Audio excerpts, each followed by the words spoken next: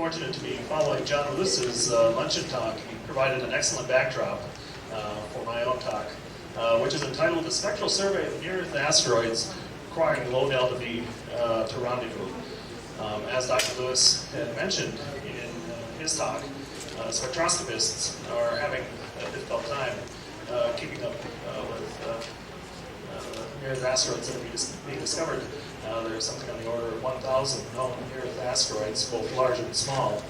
And our own spectroscopy group has only managed to sample 54 of those today, to about 5%, though there are others in operation also.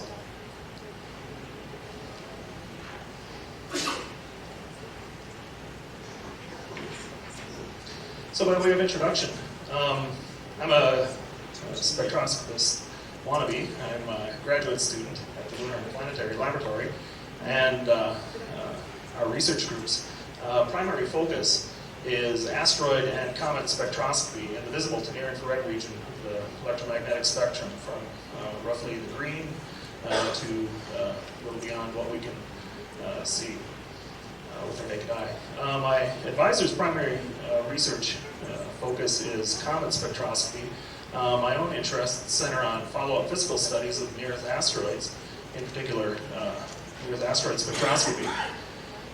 The spectral survey I'll be discussing today had its inception in 1994 with observations of the Clementine spacecraft target 1620 Geographos, the near-Earth asteroid.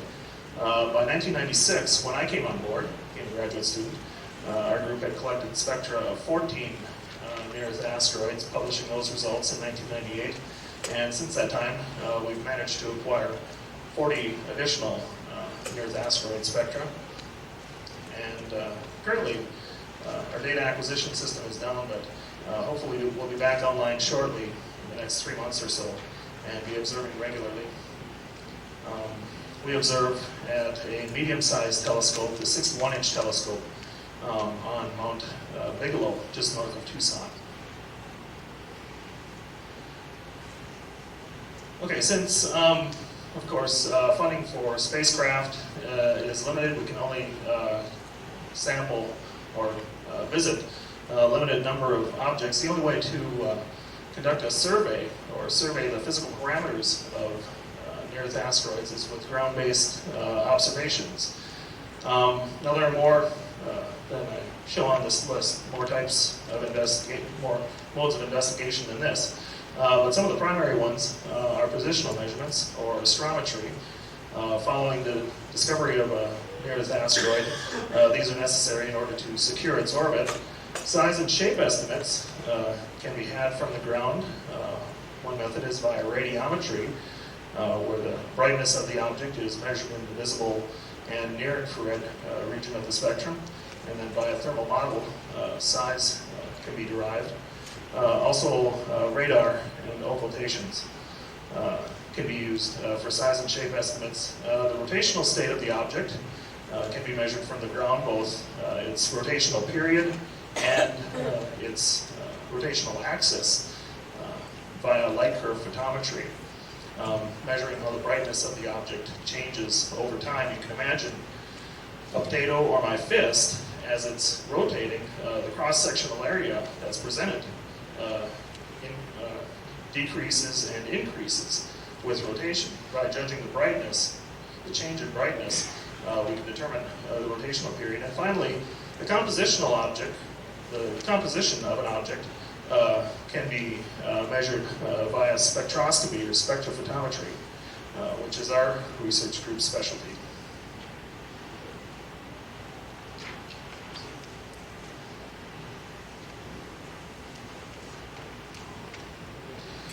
Okay, just to show you a sample spectrum from a near-Earth asteroid. This is from 1036 Ganymede, the largest of the near-Earth asteroids.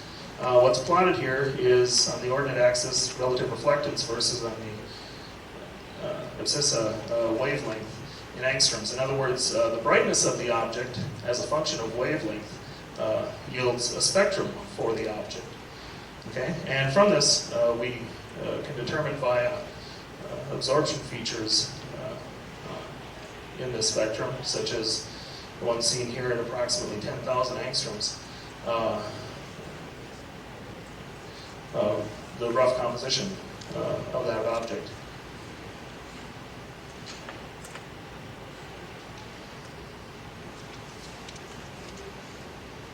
So how do we acquire these spectra at the telescope?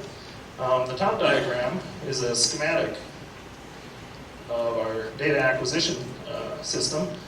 Light from a near-Earth asteroid, or what we use for calibration, a solar analog star, enters the telescope, strikes what's called the dichroic mirror, which reflects short wavelength light in one direction, off into a guiding and imaging CCD camera, and allows longer wavelength light to pass through the spectrograph, and that spectrum is imaged on a CCD camera. The spectrograph itself contains a slit, which is very narrow. Its angular dimension on the sky is only 5 arc seconds. Okay, and light passes through that slit through a cutoff filter, which cuts out other orders. Passage is collimated by a collimating lens, and then passes through a transmission grating and is imaged onto the CCD camera.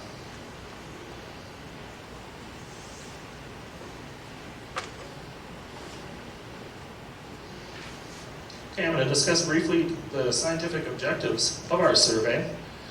This pie graph depicts the percentage of meteorite types that are seen to fall to Earth.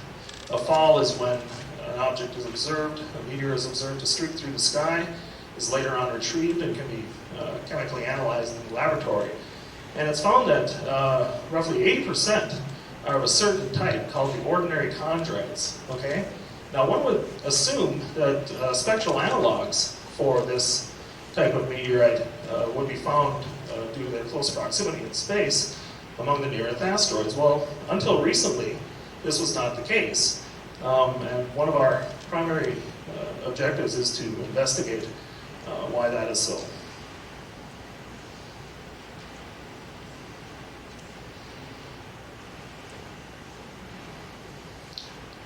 Also, we're interested in looking for extinct comets within the near-Earth asteroid population.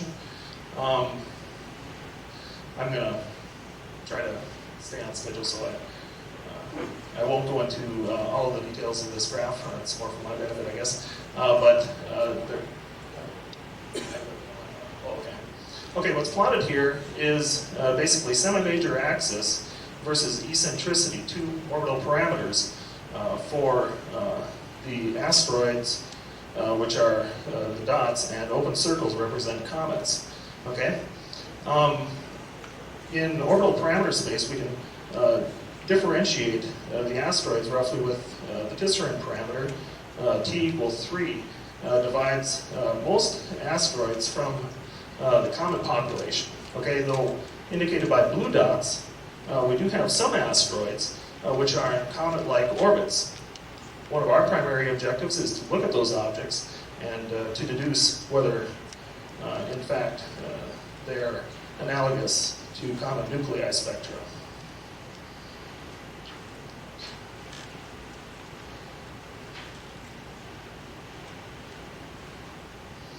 Here are some sample spectra from our continuing survey. By the way, well, I won't get into asteroid classes at this time. In the top graph, we have an Amor class near-Earth asteroid. It's a D-type asteroid. That's due to its flat, featureless red slope. Now this type of asteroid has been associated with organic materials and could contain water. And it's definitely an extinct comet candidate. Its size is on the order of 6 kilometers. In the second graph is an Apollo-class near-Earth asteroid. This particular object is interesting because its semi-major axis is 2.52, which is close to the 3:1 mean motion resonance. Dr. Lewis in his luncheon talk alluded to gaps in the periods for asteroids.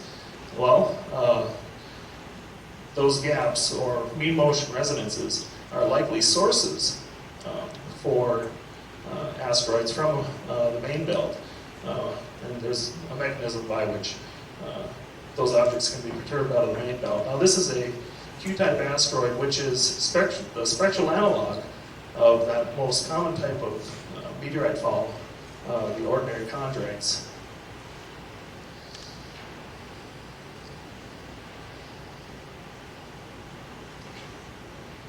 So what have we found to date? As I mentioned, we've sampled 54 near-Earth asteroids to date. Among the larger near-Earth asteroids, we find one distribution in spectral types. 59% are consistent with a certain type, an S-type asteroid.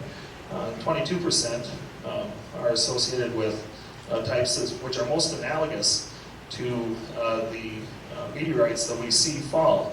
Now, as we go to smaller sized objects, those less than approximately a kilometer, we find that 31% are consistent with S-type asteroids, and the abundance of these meteorite analogs increases. So what we're finding in our investigation is that as we go to smaller sizes, and this is a primary goal, we see more and more of this ordinary chondrite material among the near-Earth asteroids.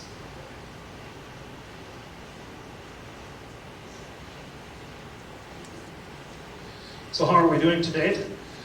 To back up, the H magnitude distribution, or you can think of H magnitude or absolute magnitude as the size of the object in the absence of albedo information.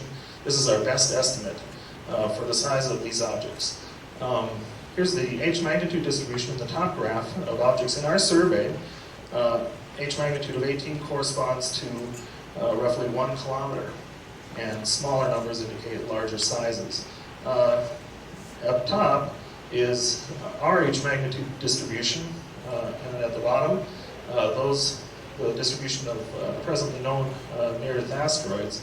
And what we're looking to do is to, for better statistics, bolster our numbers of objects for these smaller sizes. How will we accomplish that? Well, by observing regularly at the 61-inch, we ought to be able to increase our numbers of smaller objects. As we can see from this diagram, we have plotted here the number per month, basically, versus the H magnitude of objects that are within our limiting magnitude. Okay, and we should be able to increase the numbers of objects for these smaller sizes by a dedicated effort of observing at the telescope.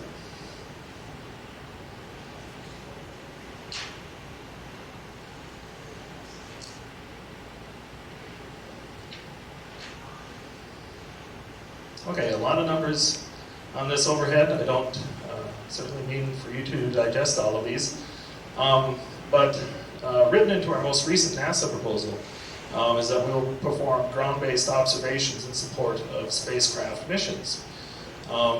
And the way to do so is to keep track of those objects which have low delta V or require little energy to go from low Earth orbit to that object. This value can be quickly calculated using what's called the figure of merit, published by Shoemaker and Helene. It's an estimate of, or allows one to determine an estimate of the delta V required to rendezvous with these objects. Okay, I present this just to show you that there's a substantial list of objects which have delta V between 4 and 5, which is very small, that require that delta V for rendezvous with these objects. And henceforth, we're going to attempt to observe more of these at the telescope in support of spacecraft missions. Thank you.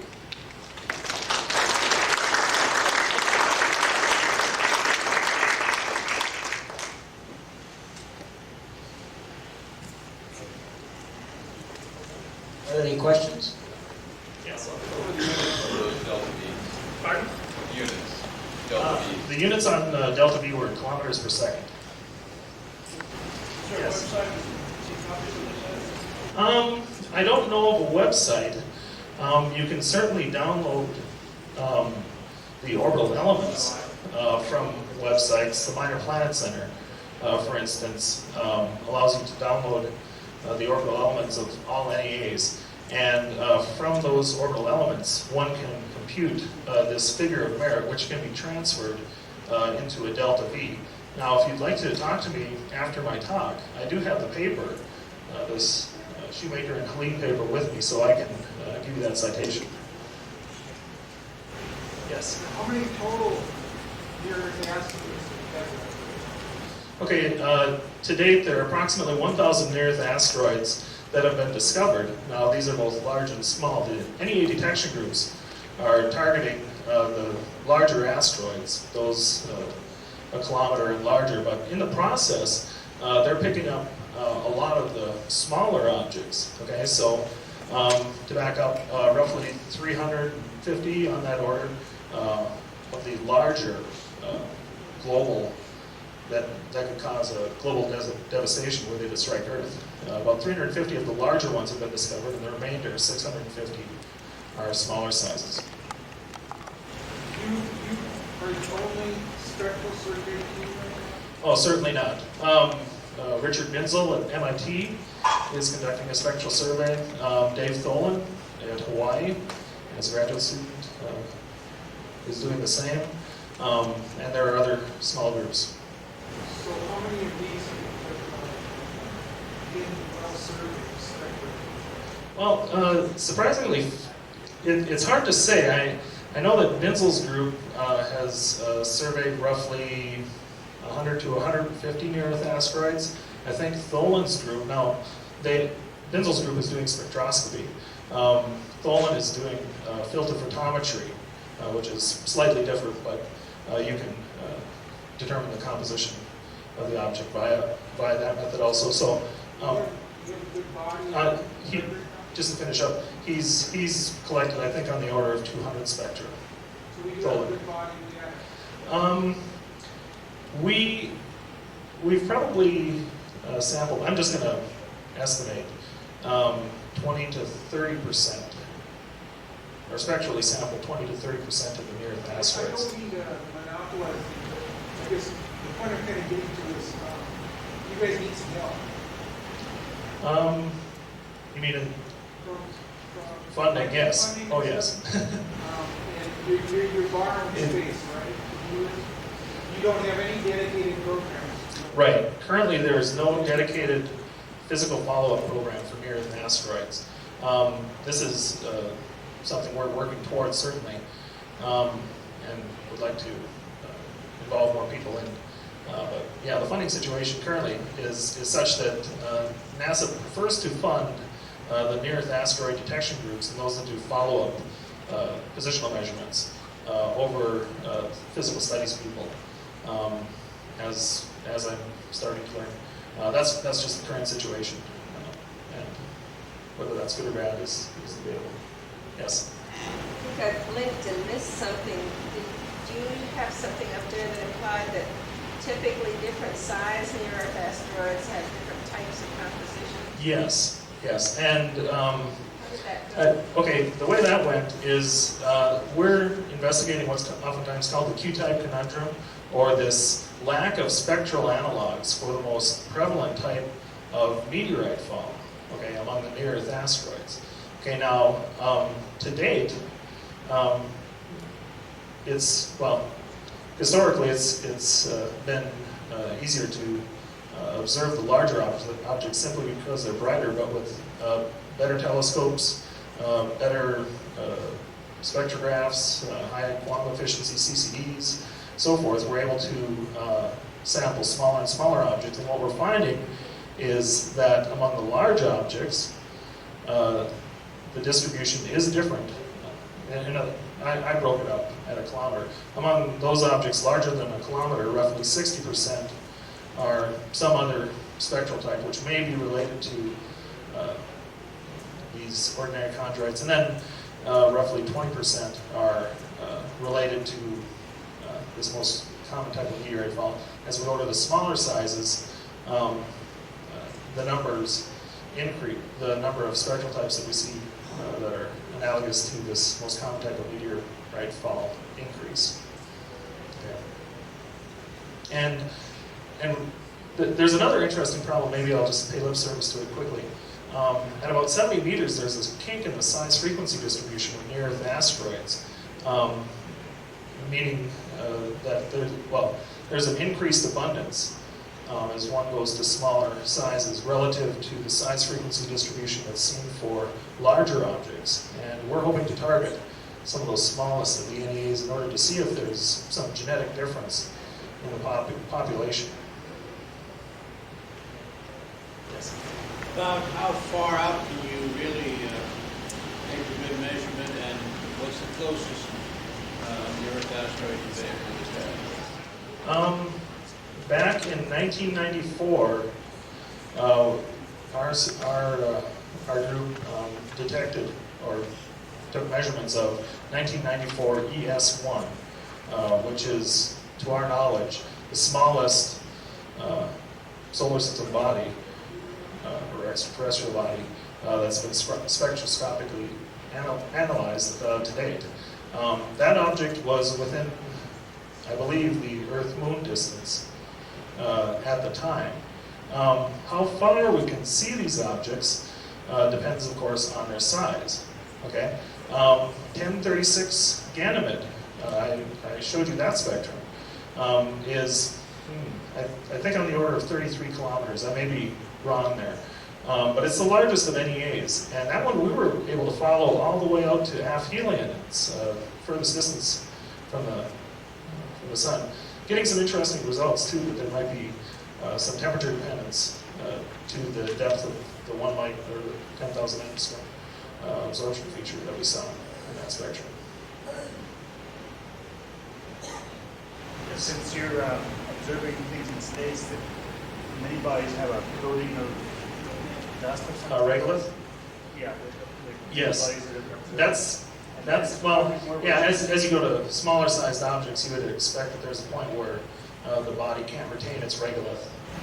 Okay, so that's why we get closer to the correlation of the meteorites then? No. What's been proposed is that there's some sort of quote-unquote space weathering process that's operative in altering the spectrum of an ordinary chondrite parent body to look like these S-type asteroids. Basically what happens is that the slope shortward of 7,000 angstrom increases, the spectral slope, and then the depth of the 1 micron absorption feature diminishes, or 10,000 angstrom absorption feature diminishes with time. So it's been proposed that interactions with the solar wind, micrometeorite bombardment, so on and so forth,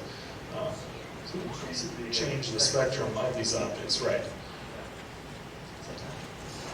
Thank you. Thank you very much.